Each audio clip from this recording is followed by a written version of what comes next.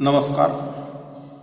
मी doctor प्रभंजन चव्हाण, महाराजा जिवाजीराव शिंदे महाविद्यालय श्रीगोंदा, मराठी विभाग, द्वितीय वर्ष कला, विशेषतर अभ्यासक्रम पत्रिका क्रमांक 2, साहित्य विचार या शीर्षकाखाली घटक क्रमांक 3 मधील जीवनमूल्ये आणि साहित्यमूल्ये या दोन्हीतील जे काही परस्पर संबंध आहेत त्या संबंधाची चर्चा आज मी इथे करणार आहे का तो विषय मी आपल्यासमोर मांडणार आहे. सर्वप्रथम आपल्या सर्वांचे मी हार्दिक स्वागत करतो आणि माझ्या विषयाला मी सुरुवात करतो. जीवनमूल्य आणि साहित्यमूल्य या दोन्ही मूल्यांचा नेमका परस्पर संबंध काय आहे या संदर्भामध्ये विचार करताना एक गोष्ट आपल्याला किंवा आपल्या निदर्शनास येते ती ही की मानवी जीवन जगत असताना ज्या मूल्यांचा आपण स्वीकार करतो ती जीवनमूल्ये आणि साहित्य निर्मितीमध्ये ज्या मूल्यांचा उपयोग केला जातो ती साहित्यमूल्ये या दोन्ही मूल्यांमध्ये नेमका भेद काय आहे किंवा या दोन्ही मूल्यांमध्ये नेमके साम्य काय आहे या संदर्भामध्ये आज आपण इथे विचार करणार आहोत. साधारणतः दैनंदिन जीवन जगत असताना ज्या मूल्यांच्या अधीन राहून आपल्याला आपले जीवन जगावे लागते, जी मूल्ये आपण आत्मसात करतो, जी मूल्ये आपल्या आचरणामध्ये आपल्याला दिसतात, ज्या मूल्यांच्या साह्याने आपण विचारविमर्श करतो, ज्या मूल्यांच्या साह्याने आपण स्वतःचे जीवन उभे करतो ती सर्व जीवनमूल्ये आणि ज्या जीवनमूल्यांच्या साह्याने ज्या जीवनमूल्यांच्या आधारे साहित्याची निर्मिती साहित्यिक करतो ती साहित्यमूल्ये या दोन्ही मूल्यांमध्ये नेमका भेद काय आहे किंवा साम्यता काय आहे या अनुषंगाने मी विचार मांडतो आहे. वास्तविक पाहता जीवनमूल्ये आणि साहित्यमूल्ये या दोन्हीमध्ये जर आपण वेगळ्या पद्धतीने विचार केला तर असे आपल्याला दिसते की पूर्वीपासूनच या दोन्ही मूल्यांच्या संदर्भामध्ये वेगवेगळ्या संदर्भाच्या चर्चा ह्या झालेल्या आहेत. साधारणतः ही चर्चा अशी आहे की जीवनमूल्ये वेगळी असतात आणि साहित्यमूल्य वेगळी असतात. म्हणजे साहित्य निर्मितीमध्ये किंवा ज्याला साहित्य म्हणून ज्याचा विचार आपण करतो त्या साहित्यामध्ये येणारी सगळी जी काही मूल्ये आहेत ही मूल्ये जीवनमूल्यांपासून वेगळी असतात. म्हणजे व्यावहारिक पातळीवर असेल किंवा साहित्य निर्मितीच्या पातळीवर असेल असे आपल्याला दिसते की जीवनमूल्ये वेगळी आणि साहित्यमूल्ये वेगळी आहेत. आणि म्हणूनच या संदर्भामध्ये असे दोन पक्ष असलेले आपल्याला दिसतात की काही जण म्हणतात की जीवनमूल्ये ही स्वतंत्र आहेत, त्याचा साहित्यमूल्यांशी काही संबंध नसतो, साहित्याची मूल्ये ही स्वतंत्र असतात, त्याचा जीवनमूल्यांशी काही संबंध नसतो, असा मांडणारा एक वर्ग आहे. आणि म्हणूनच या संदर्भामध्ये जी काही चर्चा झालेली आहे ती चर्चा जरा आपल्याला खरं म्हणजे आपल्यामध्ये कुतूहल निर्माण करणारी अशी ती चर्चा आहे किंवा असे हे दोन्ही विषय आहेत. आणखी एक वर्ग असा आहे या संदर्भामध्ये विचार करणारा आणि तो वर्ग म्हणजे साहित्यामध्ये जी काही मूल्ये येतात ती सर्व मूल्य ही जीवनमूल्यातूनच येतात. जीवनाला साहित्यापासून वेगळं करता येत नाही, कारण साहित्याचं केंद्र हे मानवी जीवनच असतं. आणि म्हणूनच साहित्यिक ज्या अनुभवाच्या आधारानं साहित्यकृती निर्माण करतो, ज्या मूल्याच्या आधारानं साहित्यकृती निर्माण करतो ती सर्व मूल्य त्याला सामाजिक जीवनातून प्राप्त झालेली असतात. आणि म्हणून साहित्य निर्मिती करीत असताना ही सामाजिक मूल्य त्याला दूर ठेवून चालणार नाही, त्याला वगळून चालणार नाही, त्याच्यापासून अलिप्त राहूनही चालणार नाही. म्हणून त्या जीवनमूल्यांचाच आधार साहित्यिकाला साहित्य निर्मिती करताना घ्यावा लागतो. आणि म्हणूनच जी जीवनमूल्ये त्याने अनुभवलेली आहेत, जी जीवनमूल्ये त्याने आत्मसात केलेली आहेत तीच जीवनमूल्ये त्यांच्या साहित्यातून व्यक्त होतात. आणि जर त्यांच्या साहित्यातून ही जीवनमूल्ये व्यक्त झाली तरच त्याचं जे काही साहित्य आहे ते काळाच्या कसोटीवर उतरणारं साहित्य होतं. अन्यथा त्याच्यावर प्रश्नचिन्ह लागतात. संपूर्ण भाग हा काल्पनिकतेचा त्याच्यामध्ये येईल. वास्तविक पाहता समाजामध्ये जे काही घडते त्याला आलेलं जे काही अनुभव आहे, ज्या मूल्यांच्या आधारे त्याने हे सगळं निर्माण केलेलं आहे ती मूल्य त्याच्या साहित्यामध्ये यायला पाहिजे. त्याच्या साहित्यामधूनच किंवा त्याची साहित्यमूल्ये ती झाली पाहिजे या संदर्भातली ही चर्चा आहे. आता इथे जेव्हा जीवनमूल्य आणि साहित्यमूल्यांचा आपण विचार करतो त्यावेळेला साहित्याची काही मूल्य ही मांडली जातात की ज्या मूल्याच्या आधारे साहित्य निर्माण होतं. तर ही जी काही मूल्य आहेत त्याच मूल्यांबरोबर आणखी दुसरी गोष्ट आहे की प्रत्यक्षामध्ये म्हणजे माणूस जे जीवन जगतो आहे त्या मानवी जीवनामध्ये प्रत्यक्षात जगले जाणारे जे काही मानवी जीवन आहे त्या मानवी जीवनामध्ये अशी काही मूल्य ही मांडली जातात. आणि साहित्याची काही मूल्य आणि मानवी जीवन जगत असताना जी काही मूल्य मांडली जातात ती मूल्य नेमकी कोणती आहे या संदर्भामध्येच ही चर्चा आहे. आणि म्हणूनच साहित्य आणि जीवन यांच्यातील परस्पर संबंध याविषयीची काही चर्चा आहे ही चर्चा पूर्वीपासूनच चालत आलेली अशी चर्चा आहे की साहित्यमूल्य आणि जीवनमूल्य किंवा साहित्य आणि जीवन यांचं नेमकं काय संबंध असू शकतं या संदर्भामध्ये ही चर्चा पूर्वीपासून चालत आलेली आहे. आणखी एक मुद्दा या अनुषंगानं महत्त्वाचा वाटतो आणि तो म्हणजे साहित्यमूल्य आणि जीवनमूल्य असे साधारणतः दोन गट आहेत. म्हणजेच व्यावहारिक पातळीवर म्हणूया आपण किंवा मूल्यमापनाच्या पातळीवर म्हणूया, साहित्याच्या मूल्यमापनाच्या पातळीवर म्हणूया आपण किंवा आस्वादनाच्या पातळीवर म्हणूया आपण की साहित्यमूल्य आणि जीवनमूल्य असे जे दोन गट आहेत असे दोन गट साधारणतः मानले जातात. हे दोन गट मानत असताना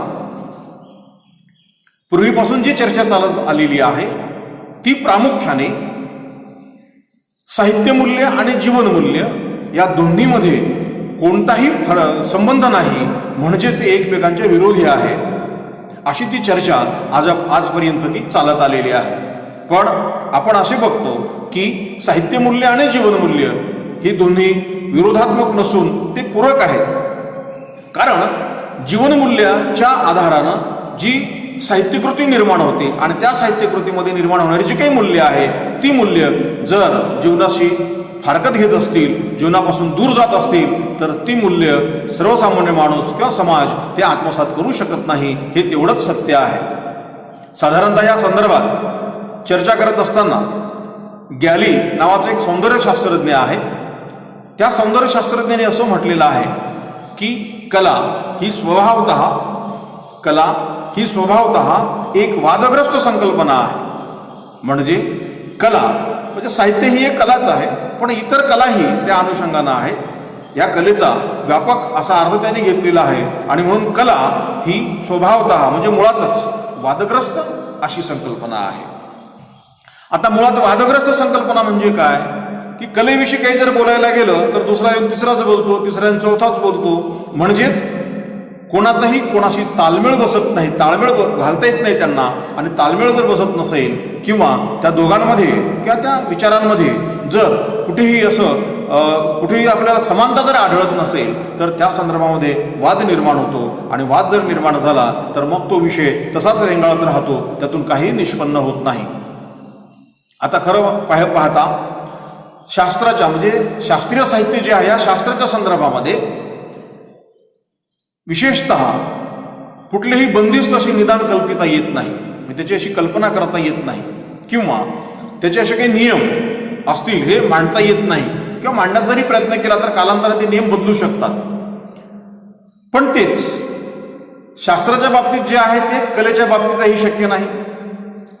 कारण जसं कलेच्या बाबतीत काही शक्य नाही तसं म्हणजे काही असे निदान त्याची कल्पना करणं जसं शक्य नाही तसंच सौंदर्याच्या बाबतीतही ते शक्य नाही अशी भूमिका गॅली या सौंदर्यशास्त्रज्ञाने घेतलेली आहे. म्हणजे शास्त्राच्या संदर्भात बंदिस्त असे निदान आपल्याला कल्पिता येत नाही. त्याचबरोबर कलेच्याही संदर्भामध्ये साहित्य ही कलाच आहे, या कलेच्याही संदर्भामध्ये असे काही बंदिस्त निदान आपल्याला कल्पिता येत नाही. त्याचबरोबर सौंदर्य या संकल्पनेच्या बाबतीतही अशी काही निदान बंदिस्त अशी निदान आपल्याला कल्पिता येत नाही असे या गॅलीला म्हणजे सौंदर्यशास्त्रज्ञ गॅली यांना म्हणायचं आहे. त्याचं कारणच असं आहे की साहित्याचा किंवा सौंदर्याचा हा जो एक प्रांत आहे, हा जो एक विश्व आहे, हा विश्व प्रतितिगम्य आहे. म्हणजेच काय ते अनुभव योग्य आहे, तो अनुभव घेता येतो, तो अनुभव घेण्यासारखा आहे, अनुभवण्यासारखा आहे. म्हणजेच प्रतितिगम्य आहे. म्हणजे साहित्य आणि सौंदर्य, साहित्य किंवा सौंदर्य याचा प्रांत असा आहे की हा जो प्रांत आहे हा प्रांत आपल्याला अनुभवगम्य आहे. म्हणजे अनुभव घेण्यासारखा आहे, अनुभव आपण घेऊ शकतो. अनुभवू शकतो, अनुभवण्यासारखा आहे असा त्याचा अर्थ आहे. आणि जो प्रांत असा अनुभव घेण्यासारखा असतो, म्हणजे वेगवेगळ्या व्यक्ती त्याचा अनुभव घेतात आणि असा जो प्रांत जो प्रतिगम्य आहे असा प्रांत हा, या प्रांतामध्ये मतमतांतरे आढळतात, वादविवाद आढळतात. म्हणजे मतमतांतराचा, वादविवादांचा तिथे आढळ होतो. जिथे साहित्याचा किंवा सौंदर्याचा जो काही प्रांत आहे तो प्रांत प्रतिगम्य असल्यामुळे, म्हणजे प्रतिगम्य असणाऱ्या प्रांतामध्ये मतमतांतरे आणि वादविवाद हे आपल्याला आढळतात.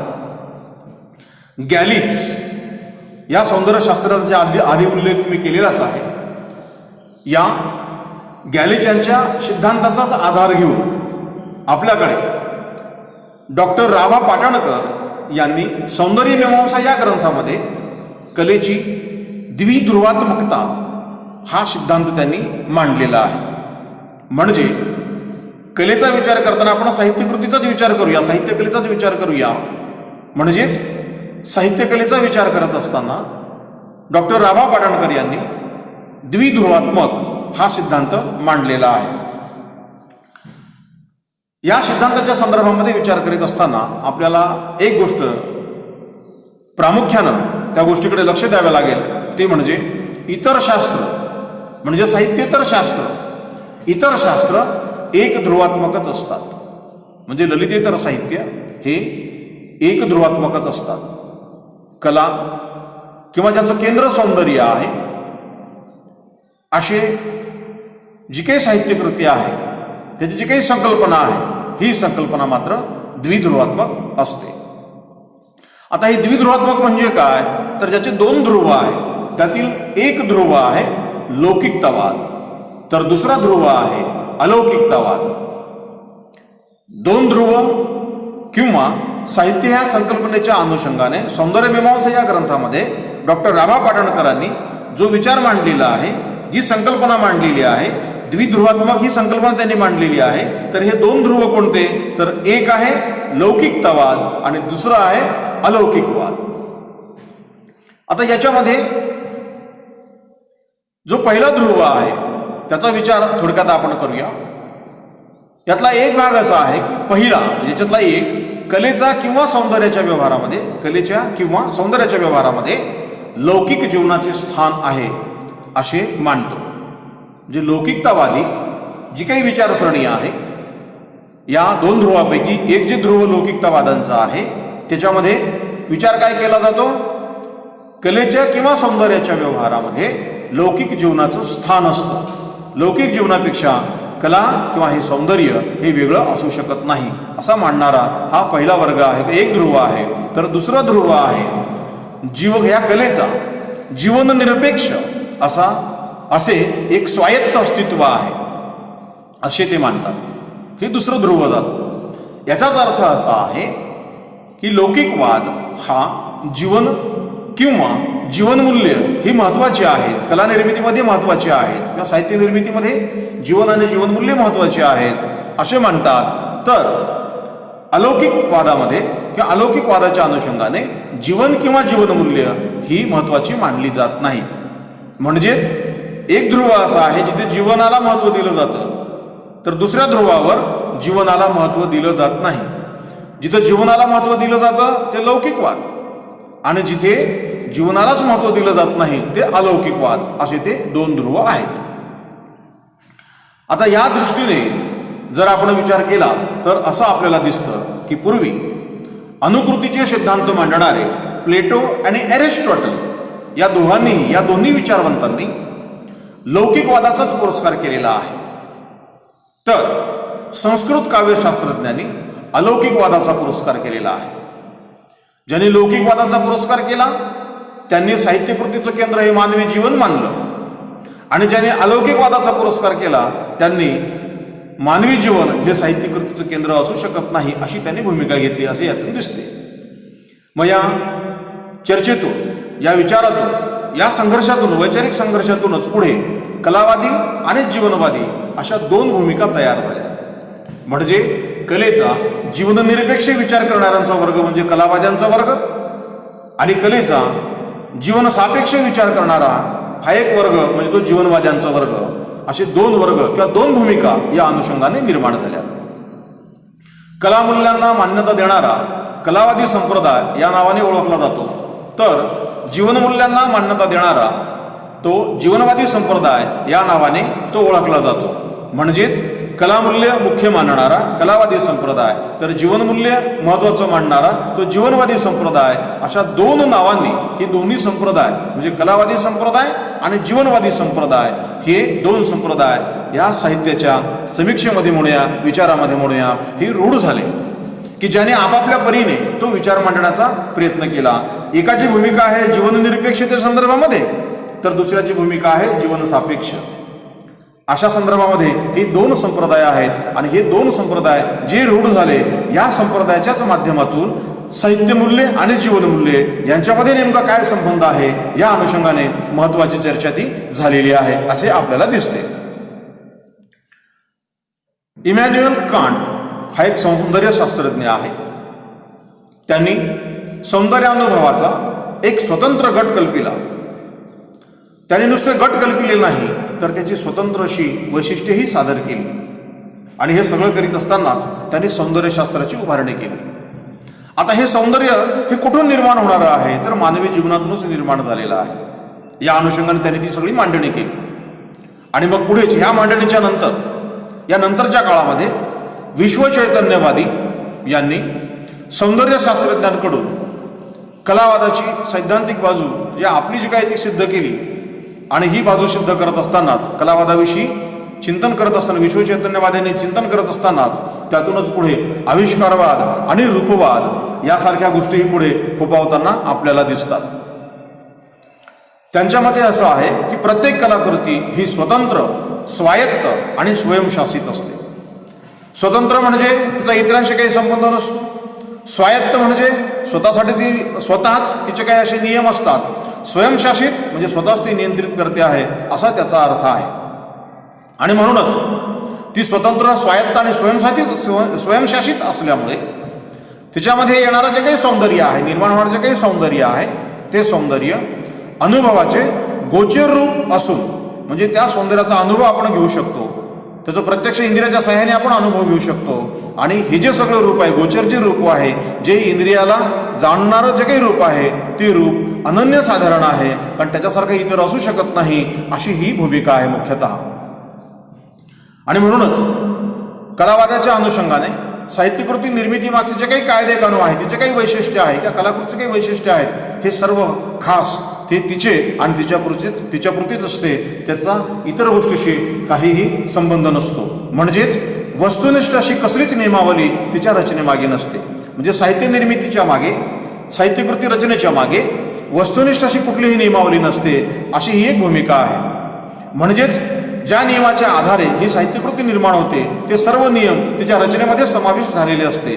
आणि म्हणूनच त्या रचनेचाच सूक्ष्म अभ्यास करून त्यामागील नियमाचा शोध घेतला पाहिजे आणि त्याच आधारित फक्त तिचे मूल्यमापन केले पाहिजे, अशी ही कलावाद्यांची भूमिका आहे. म्हणजेच काय, बाह्य नियम कुठलेही तिला लागू पडत नाहीत असा त्याचा अर्थ आहे. आणि म्हणूनच या भूमिकेमध्ये, कलावाद्यांच्या भूमिकेमध्ये आशय किंवा आशयगत जीवन याचा विचार बसत नाही. म्हणजेच कलाकृती, साहित्यकृती ही जीवनापासून ही वेगळी आहे, अलिप्त आहे असा त्याचा अर्थ होतो. आणि हीच भूमिका कलावाद्यांनी स्वीकारलेली आहे आणि याच भूमिकेसाठी त्यांनी आपले विचार प्रामुख्याने मांडण्याचा प्रयत्न केलेला आहे. आता इथे काय होतं, कलाकृती म्हणजे नेमकी काय असते, तर अनेक घटकांची एकत्र साधलेली अशी ती घटना किंवा संघटना असते. म्हणजे कलाकृतीची ही व्याख्याच आहे. कलाकृती म्हणजे काय, तर अनेक घटकांची एकत्र साधलेली घटना किंवा संघटना होय. आणखी एक मुद्दा याच्यामध्ये आपण विचारात घेऊया की या कलाकृतीमधील घटकांच्या परस्पर संबंधातून आणि त्याच्या एकत्रीकरणात मागील जी काही योजना आहे त्या सगळ्या योजनासूत्रातून, साधारणतः योजनाचं जे काही सूत्र आहे योजनासूत्रातून तिचा घाट संभवतो, म्हणजे ती कलाकृती निर्माण होत असते. म्हणजेच काय, कलाकृतीमध्ये असणारे जे काही घटक आहेत ते घटक परस्पर संबंधित असतात. त्याच्या परस्पर संबंधातून, त्याच्या एकत्रीकरणातून त्याच्या मागे एक विशिष्ट अशा काही योजनासूत्र असतात. या योजनासूत्राच्या साहाय्याने कलाकृतीचा घाट म्हणजे कलाकृतीचा आकार हा निर्माण होतो. मग हे लक्षात घेऊनच सुसंवाद किंवा सुसंगती, प्रमाणबद्धता, औचित्य, सूचकता, संयम, उपयोगशून्यता, नाविन्य, स्वार्थनिरपेक्षता, सेंद्रिय एकत्व, विविधतेत एकता, अनेकार्थता, पदसंदर्भता, विरोधाभासात्मकता अशी अनेक कलामूल्ये ही मांडली गेलेली आहेत. ही सगळी कलामूल्ये आहेत. ही सगळी कलामूल्ये या अनुषंगाने चर्चा करता करताच ही मांडलेली आहे की जी जीवनापासून फार अलिप्त आहे, जीवनापासून वेगळी आहे, जीवनमूल्यापासून वेगळी आहेत अशी ही कलामूल्ये आहेत. कलाकृतीच्या संदर्भामध्ये किंवा साहित्यकृतीच्या संदर्भामध्ये विचार करत असताना इथे सर्व कलेला उद्देशून हा विचार आलेला आहे. तर सर्व कलामूल्यांचा जीवनाच्या अंगाने विचार न करता केवळ कलेच्या अंगाने विचार केला जावा असा आग्रह या कलावाद्यांनी मांडलेला आहे. म्हणजेच जीवनमूल्यांचा साहित्य मूल्यांशी कोणताच संबंध नाही, म्हणजे जीवनमूल्यांशी असणारा संपूर्ण संबंधच कलामूल्याने तोडून टाकावा, साहित्यमूल्याने तोडून टाकावा अशी भूमिका कलावाद्यांनी इथं घेतलेली आहे. इतर कलेपेक्षा या संदर्भामध्ये जर विचार केला आपण, इतर कला आणि साहित्य कला या दोन्ही गोष्टीचा जर विचार केला आणि त्याचबरोबर कलावाद्यांची जी काही भूमिका आहे ती जी आपण समजून घेतलेली आहे त्या भूमिकेचा जर विचार केला तर आपल्याला असे दिसते की इतर कलेपेक्षा साहित्य कलेचा पिंडधर्म हा वेगळा असतो. कारण साहित्य कला ही आशयवादी कला आहे आणि साहित्यामध्ये येणारा जो काही आशय आहे हा आशय पूर्णतः जीवनाचाच आशय असतो. कारण जीवनापेक्षा साहित्यकृती ही वेगळी करू शकत नाही, आपण तिला ठेवू शकत नाही, वेगळ्या पद्धतीने तिचा विचारच करू शकत नाही. तेव्हा साहित्य या कलेविषयी विचार करताना इतर सर्व कलांचा जसा जीवननिरपेक्ष केवळ संघटनात्मक विचार करता येतो तसा साहित्य कलेचा करता येत नाही. कारण इतर साहित्यकलेपेक्षा किंवा इतर कलेपेक्षा साहित्यकला ही किंवा साहित्यकलेचं जे काही पिंडधर्म आहे, जे काही स्वरूप आहे ते वेगळं आहे हे आपल्याला लक्षात घ्यावं लागते. आणि म्हणूनच साहित्य व्यवहार हा एक जीवन अंतर्गत व्यवहार आहे. मानवी जीवन अंतर्गत असा तो एक व्यवहार आहे. म्हणजे तो व्यवहार आणि साहित्य व्यवहार हा एकच आहे. आणि तो एकच असल्यामुळे साहित्यकृतीचा विचार करीत असताना, त्याच्या निर्मितीचाही विचार करीत असताना मानवी जीवनाचा अर्थात जीवनमूल्यांचा आपल्याला विचार करावाच लागतो. त्यासाठी तिथे साहित्यकृती निर्मितीमध्ये आणि मूल्यमापनामध्ये जीवनमूल्यांचा विचार केल्याशिवाय साहित्यकृतीचे योग्य असे मूल्यमापन आपल्याला करता येत नाही आणि करताच येणार नाही अशी भूमिका जीवनवाद्यांनी घेतली. म्हणजे अगदी कलावाद्यांच्या विरुद्ध अशी असणारी ही एक भूमिका आहे की जिथे जीवनाशिवाय, जीवनमूल्याशिवाय साहित्याचा आपल्याला विचार करता येत नाही किंवा साहित्याचे मूल्यमापनच करता येत नाही अशी भूमिका इथे जीवनवाद्यांनी मांडलेली आहे. आता या संदर्भामध्ये चर्चा करीत असताना, विचार करीत असताना प्राध्यापक वाल कुलकर्णी या अभ्यासकांनी काही मते आपली मांडलेली आहेत आणि त्यांची एक भूमिका त्याने ती मांडलेली आहे. कलामूल्यांची मजल कलाकृतीचे चांगलेपणा सिद्ध करण्यासाठी असते, तर जीवनमूल्यांची कृती कलाकृतीचे श्रेष्ठपण निश्चित करण्यासाठी असते अशी भूमिका प्राध्यापक वाल कुलकर्णी यांनी मांडलेली आहे. म्हणजे कलावादी आणि जीवनवादी हे नेमकी कोणती भूमिका मांडतात या दोन्ही भूमिकेमध्ये एक मधला मार्ग काढण्याचा प्रयत्न त्यांनी केलेला आहे की कलामूल्य जी आहेत ती कलामूल्य कलाकृती जो काही चांगलेपणा आहे ते सिद्ध करण्यासाठी ती उपयुक्त असतात.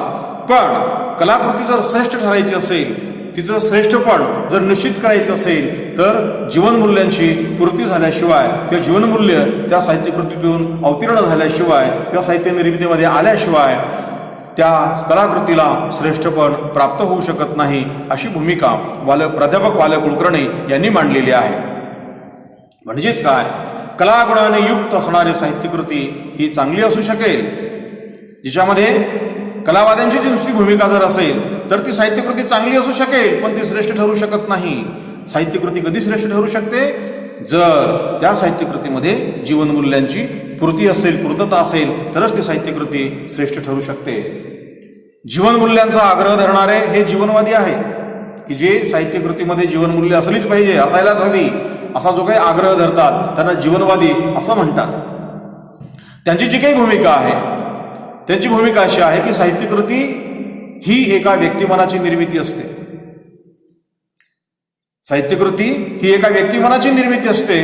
त्यामुळे कलावादी ज्याप्रमाणे कलाकृती ही स्वतंत्र असते असं म्हणतात तसं ते नाही आहे.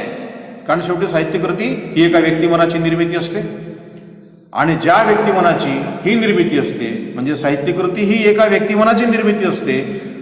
ही निर्मिती म्हणजे हे व्यक्तिमन कुठे घडते तर समाजामध्ये घडते.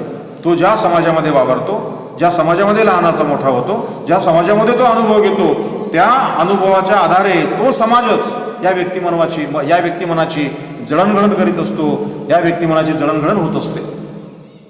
आणि म्हणूनच प्रत्येक व्यक्तीचे, समाजामध्ये राहणाऱ्या प्रत्येक व्यक्तीचे जे काही पिंडधर्म आहेत ते पिंडधर्म वेगळे असतात. म्हणून साहित्यिकाचेही पिंडधर्म हे वेगवेगळे असतात. पण समाजाने दिलेल्या वैशिष्ट्यांपैकीच ही वैशिष्ट्ये कमी जास्त प्रमाणामध्ये प्रत्येक व्यक्तीमध्ये असतात. मराठी साहित्याचा जरी विचार आपण केला तर असं दिसते आपल्याला की एकाच काळातील लेखक, कवी, नाटककार यांच्या लेखनात वेगळेपणा आपल्याला दिसतो. आता वेगळेपणा का दिसतो तर प्रत्येक व्यक्तीचे जे काही पिंडधर्म आहे ते वेगळे असल्यामुळे या गुणधर्मामुळेच हा वेगळेपणा आपल्याला प्रामुख्याने त्यांच्या लेखनामध्ये, एकाच काळामध्ये लेखन करणाऱ्या सगळ्या लेखकांच्या लेखनामध्ये हे आपल्याला दिसून येतं. त्याचबरोबर साहित्यातील समाजजीवनविषयक जाणीवांचे जे काही मोल आहे ते मोल अधिक असते. म्हणजेच त्या जाणीवांच्या आधारानंच ह्याच्या व्यक्तिमत्वाची, याच्या अनुभव विश्वाची एक जडणघडणही झालेली असते. आणि म्हणून पृथगात्मकता, सखोलपणा, उत्कटता, व्यापकता इत्यादी वैशिष्ट्ये ही त्या व्यक्तिमनाची असतात, त्या व्यक्तींची असतात. मग किंवा त्या अनुभवाची असतात. थोडक्यात आपण असं म्हणूया, त्यांना गोचर म्हणजे व्यक्त, त्याला विशिष्ट आकार देणाऱ्या का गोचर करणाऱ्या म्हणजे इंद्रियाच्या पातळीवर अनुभवाला आणणाऱ्या साहित्यकृतीचीच ही सगळी वैशिष्ट्ये बनतात. आता ही सगळी जीवनाची वैशिष्ट्ये आहेत. पृथगात्मकता आहे, सखोलपणा आहे, उत्कटता आहे, व्यापकता आहे, ही सगळी वैशिष्ट्ये ही साहित्यकृतीची, जाणीवांची वैशिष्ट्ये ही साहित्यकृतीची वैशिष्ट्ये बनतात. एवढंच नाही तर साहित्याच्या मूल्यमापनाचेही मानदंड म्हणून यांचा विचार आपल्याला करावा लागतो, या वैशिष्ट्यांचा विचार करावा लागतो. म्हणजेच साहित्यकृतीमधून समाज जीवनाचे नुसते प्रभावी दर्शन होत नाही तर त्या साहित्यकृतीच्या माध्यमातून समाजाला मार्गदर्शनही केले जाते. म्हणजेच समाज जीवनाचा ज्याला असं म्हणूया आपण प्रत्यय तर त्याच्यातनं येतोच, पण त्याचबरोबर समाजाला मार्गदर्शन करण्याची क्षमता देखील साहित्यामध्ये असते. ही त्याची सामाजिकता थोडक्यात असं आपण म्हणूया की सामाजिक मूल्य असल्यामुळे समाजाला ते मार्गदर्शन करू शकतात. याच अनुषंगाने विचार करीत असताना अरिस्टॉटलच्या कॅथार्सिसच्या संकल्पनेचाही विचार आपल्याला इथे प्रामुख्याने करावा लागतो. कॅथार्सिसच्या संकल्पनेचा विचार करताना भावनांचे विरेचन किंवा विशुद्धीकरण असे अर्थ लावणारे, भावनांचे विरेचन आणि विशुद्धीकरण असे दोन अर्थ लावणारे हे दोन संप्रदाय हे अस्तित्वात आहेत. हे दोन्ही संप्रदाय जे आहेत, जे ते विचार मांडतात, ते कॅथार्सिस या सिद्धांताचे किंवा या संकल्पनेचे समाज जीवनोपयोगित्वच सांगतात. म्हणजे ह्या दोन्ही संकल्पना ह्या समाज जीवनाशी कशा निगडीत आहेत हेच ते सांगण्याचा प्रयत्न करतात. मग अशाच भूमिकेतून पुढे मानवतावादी, मार्क्सवादी किंवा समाजशास्त्रवादी साहित्याच्या संकल्पना सिद्ध झालेल्या आहेत. म्हणजेच कॅथार्सिसचे जे काही विवेचन पुढे केले गेलेलं आहे, याच विवेचनाच्या अनुषंगाने मानवतावादी, मार्क्सवादी आणि समाजशास्त्रवादी साहित्याच्या संकल्पना ह्या सिद्ध झालेल्या आहेत असं आपल्याला दिसतं. ह्या सगळ्या संकल्पना मानवी जीवनाचाच साहित्य निर्मितीमध्ये उपयोग करताना किंवा जीवनमूल्यांचाच साधारणतः विचार करताना हे आपल्याला दिसतात. आणखी एक अडचण इथे अशी संभवते की समाज जीवनाबाबत एक अडचण संभवते आणि ती म्हणजे समाज जीवन ही बदलती प्रक्रिया आहे. समाज जीवन हे कालांतराने बदलतं, मग त्या बदलांचीही नोंद साहित्यकृतीमध्ये येते. पण समाजामध्ये अस्तित्वात असणारे जे काही जीवनमूल्य असतील, शाश्वत जीवनमूल्य असतील, त्या जीवनमूल्यांचा साहित्य निर्मितीमध्ये प्रामुख्याने उपयोग केला जातो. ते आपोआप ते जीवनमूल्य साहित्यकृतीमध्ये येतात आणि ती काळाच्या कसोटीवर उतरतात. कालांतराने समाज जरी किंवा समाज जीवन जरी बदलला तरी त्या काळामध्ये निर्माण होणारे जे काही साहित्य आहे ते साहित्य समाज मूल्यांपासनं मात्र जीवनमूल्यांपासनं दूर जात नाही असे आपल्याला दिसते. पण इथे अडचण ज्या अडचणी संदर्भामध्ये चर्चा केली जाते ती अडचण म्हणजे समाज जीवन जर बदललं तर त्या समाजाचे जीवनमूल्यही बदलतात आणि ही बदललेली जीवनमूल्ये साहित्यकृतीमध्येही येऊ शकतात. सामाजिक मूल्ये आपण त्यांना मांडतो, ती मूल्ये विशिष्ट स्थलकाल निबद्ध अशा मर्यादित स्वरूपाची सत्य असतात. ही सत्यच आहे पण त्याला एक विशिष्ट मर्यादा असते. स्थलकालाची, विशिष्ट स्थलकालांनी बांधलेली अशी ही सगळी मूल्य असतात असा याचा अर्थ होतो. अखेर त्यांना काही काळानंतर प्रगतीविरोधी असे बंधनकारक स्वरूप प्राप्त होतं. म्हणजे हीच मूल्य साहित्यातून यायला पाहिजे असे जेव्हा बंधने लादली जातात त्यावेळेला मात्र साधारणतः ही सर्व जीवनमूल्ये साहित्य निर्मितीसाठी उपयुक्त ठरणारी जी काही जीवनमूल्ये आहेत ही जीवनमूल्ये प्रगतीविरोधी आहेत असं मानावं लागतं किंवा हे स्वरूप त्याला प्राप्त होतं. म्हणून अशी जी काही मूल्ये आहेत ही मूल्ये साहित्यास लावली गेली तर ते अन्यायाचे होईल अशी भूमिका ग्रामोपाध्ये या अभ्यासकाने घेतलेली होती. म्हणजेच जी आजची जीवनमूल्ये आहेत ती जीवनमूल्ये उद्या टिकतीलच असं नाही, उद्या नवीन जीवनमूल्ये येतील. पण आजची जीवनमूल्ये लक्षात घेऊन जर साहित्य निर्मिती झाली तर त्या साहित्यकृतीमधून तत्कालीन साहित्यमूल्य ही येणारच आहेत हे आपल्याला गृहीत धरावं लागेल, हे मान्यच करावं लागेल. ग्रामोपाध्ये यांनी जी भूमिका मांडलेली आहे ती भूमिका अशी आहे की जर तीच म्हणजे पूर्वीच्या काळची जी काही जीवनमूल्य आहे ती जीवनमूल्ये आजच्याही साहित्यकृतीला जर आपण लावण्याचा प्रयत्न केला तर ते अन्यायाचे होईल. आणि म्हणूनच ते अन्याय होऊ नये याच अनुषंगानं ती साहित्यकृती ज्या काळामध्ये निर्माण झाली असेल त्याच काळामध्ये जी काही साहित्यमूल्य किंवा जीवनमूल्ये जी अस्तित्वात असतील त्याच जीवनमूल्याच्या आधारानं त्या काळातील साहित्यकृतीचे ते मूल्यमापन करावं लागेल. आणि आजच्या काळातील किंवा आजची जी काही साहित्यकृती आहे त्या साहित्यकृतीचं मूल्यमापन करीत असताना आज जी समाजामध्ये जी जीवनमूल्ये अस्तित्वात आहे त्या जीवनमूल्यांचाच आपल्याला विचार करावा लागेल. आणि जर आजच्या साहित्यकृतीला पूर्वीची जीवनमूल्ये जर लागू करण्याचा आपण प्रयत्न केला तर आजच्या साहित्यकृतीच्या मूल्यमापनावर की त्या साहित्यकृतीवर हे अन्याय करण्यासारखे होईल अशी ही भूमिका आहे.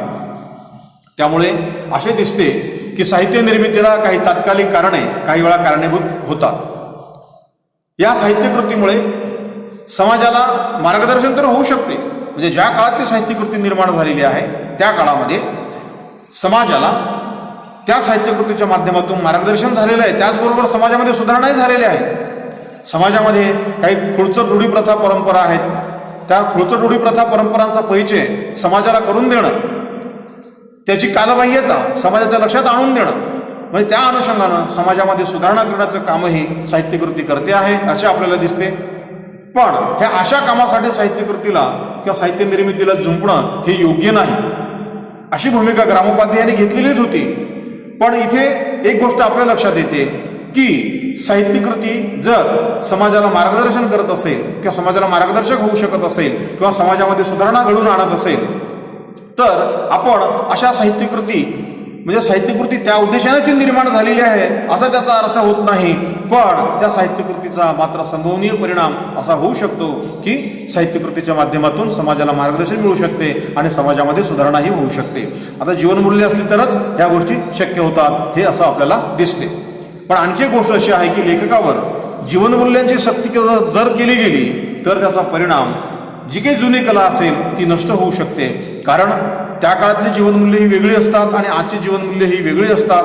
आणि म्हणूनच पूर्वीची जीवनमूल्ये आजच्या साहित्यकृतीला जर लावण्याचा प्रयत्न केला आणि त्यानुसारच लेखकाने साहित्यकृती निर्माण करावी असे जर त्याच्यावर बंधनं लादले गेले तर ती कला किंवा ती साहित्यकृती निर्माण होऊ शकत नाही. तिचं श्रेष्ठपण तिचं चांगलेपण त्याच्यामध्ये निर्माण होणारच नाही असंही आपल्याला दिसते. म्हणजेच जीवनमूल्यांचा आग्रह हा साहित्यकलेबाबत धोकादायक ठरू शकतो अशी शक्यता वर्तवलेली आहे.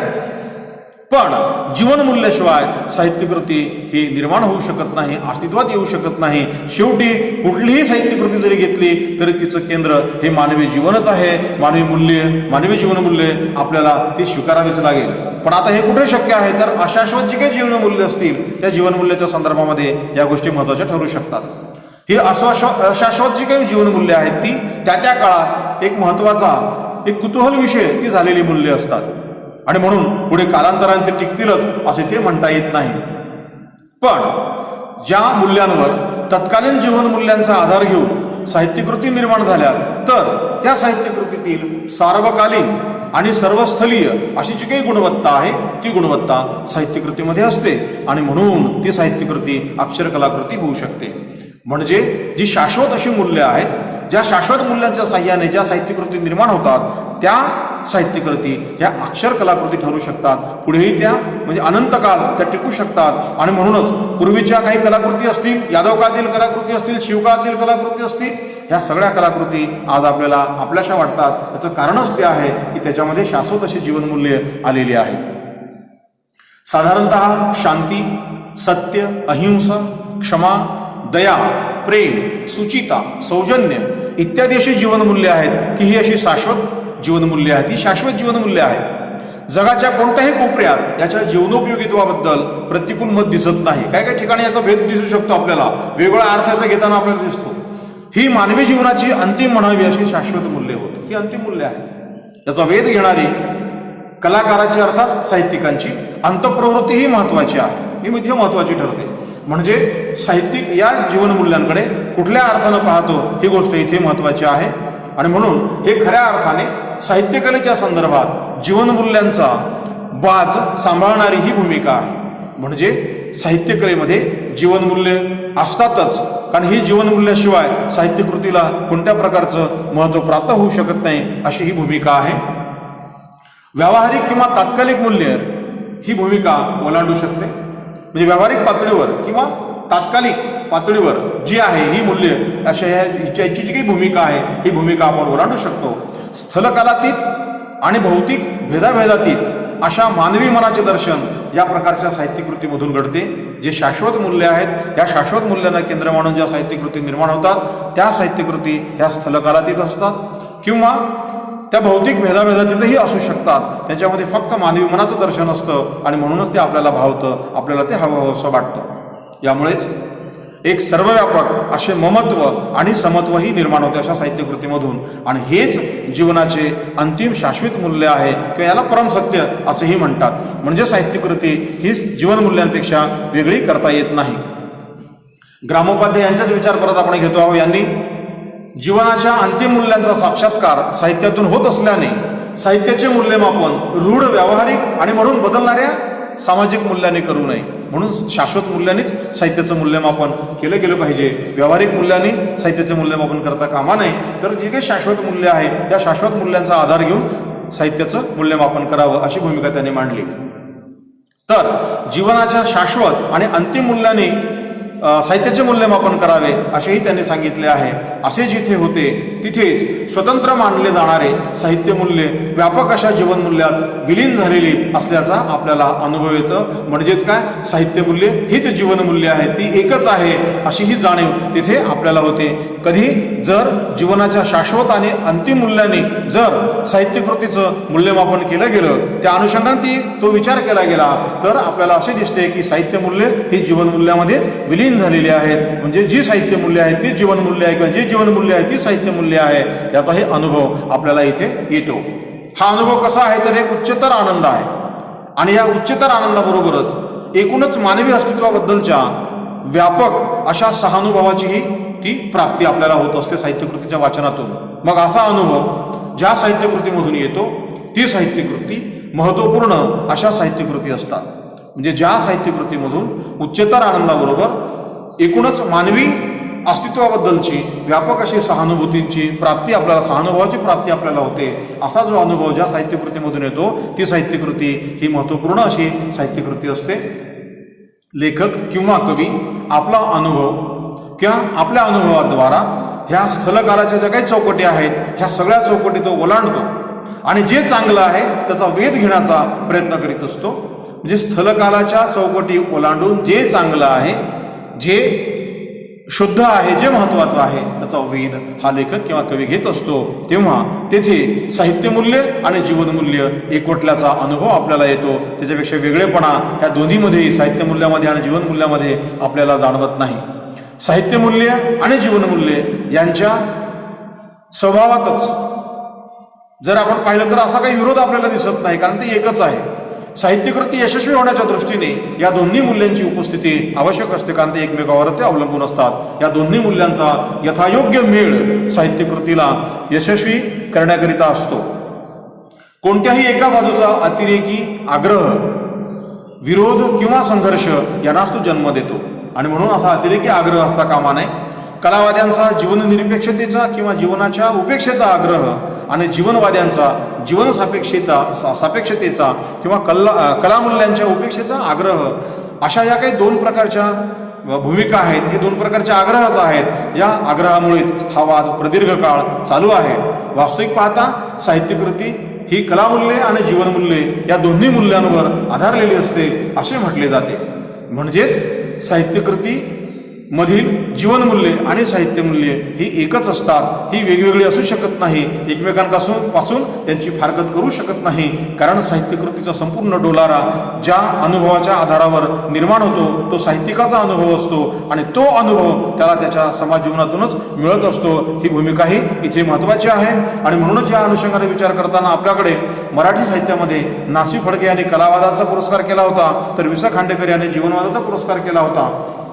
पण पुढे 1960 नंतर मात्र जीवनवादाला अतिशय महत्त्व प्राप्त झाले. कारण 1960 नंतर मराठी साहित्य विश्वामध्ये आणि एकूणच जगाच्या या साहित्य विश्वामध्ये आंबेडकरवादी साहित्य निर्माण होऊ लागले. आणि आंबेडकरवादी साहित्याच्या माध्यमातून एका विशिष्ट बांधिलकी कोणत्या विचाराशी असावी या बांधिलकीच्या चर्चेची ही सुरुवात झाली. इथे या चर्चेतून जीवन दर्शनाच्या मूल्याला म्हणजे जीवनमूल्याला हे अतिशय महत्त्व प्राप्त झाले. म्हणजे मानवी जीवन साहित्यातून व्यक्त झालंच पाहिजे, मानवी मूल्य साहित्यातून निर्माण झालीच पाहिजे, मानवी मूल्यांचा अनुभव आपल्याला साहित्यकृतीतून यायलाच पाहिजे अशी ही भूमिका आहे. आणि म्हणूनच या भूमिकेतून पुढे ग्रामीण साहित्य, जनवादी साहित्य, स्त्रीवादी साहित्य, आदिवासी साहित्य असे वेगवेगळे साहित्य संप्रदाय हे उदयाला आलेले आहेत. याचे केंद्र आहे हे आंबेडकरवादी साहित्य. या आंबेडकरवादी साहित्याने ज्या जीवनमूल्यांचा आग्रह धरला, जी जीवनमूल्य साहित्यातून यावी, जे मानवी मन, मानवी जीवन, मानवी मूल्ये, जीवनमूल्ये ही साहित्यातून यायला हवीत याचा आग्रह धरला. आणि त्यातूनच जीवन दर्शनाला, जीवनमूल्यांना हे महत्त्व प्राप्त झालं. आणि याच अनुषंगाने हे वेगवेगळे साहित्य संप्रदाय उदयाला आलेले आहेत. या सर्व साहित्य संप्रदायात स्थलकालनिष्ठ जीवनदर्शनाद्वारा स्थलकालातीत जाणीवांना साहित्यरूप देण्याचा प्रयत्न केला गेला. जे अनुभव स्थलकालाशी बांधलेले आहेत त्या अनुभवाच्या साह्यानं जे काही जीवनदर्शन त्यांना घडवायचं आहे, या जीवनदर्शनाच्या माध्यमातून स्थलकालातीत अशा ज्या काही जाणीवा आहेत या जाणीवांना साहित्यरूप दिलं गेलं. आणि त्यातूनच स्थलकालातीतता त्या साहित्यकृतीमध्ये आलेली आहे. अशा सर्वच समकालीन संप्रदायातील साहित्यात कलामूल्ये आणि जीवनमूल्ये यांचा एक मेळ झालेला आढळतो. म्हणजेच जीवनमूल्ये हीच साहित्यमूल्य आहे असाही आपल्याला अनुभव या साहित्यकृतीच्या अनुभवातून येतो.